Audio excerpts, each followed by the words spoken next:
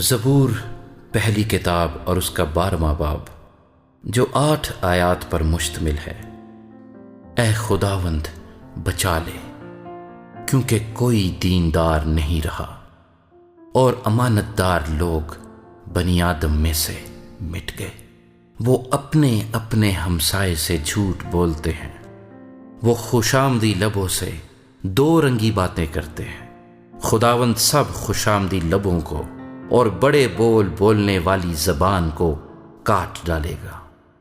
وہ کہتے ہیں ہم اپنی زبان سے جیتیں گے، ہمارے ہونٹ ہمارے ہی ہیں، ہمارا مالک کون ہے؟ غریبوں کی تباہی اور مسکینوں کی آہ کے سبب سے خداوند فرماتا ہے کہ اب میں اٹھوں گا اور جس پر وہ پھنکارتے ہیں اسے امن و امان میں رکھوں گا۔ خداوند کا کلام پاک ہے، اس چاندی کی مانند جو بھٹی میں مٹی پر تائی گئی اور 7 بار صاف کی گئی ہو۔ تو ہی اے خداوند ان کی حفاظت کرے گا، تو ہی ان کو اس پشت سے ہمیشہ تک بچائے رکھے گا۔ جب بنی آدم میں پاجی پن کی قدر ہوتی ہے تو شریر ہر طرف چلتے پھرتے ہیں۔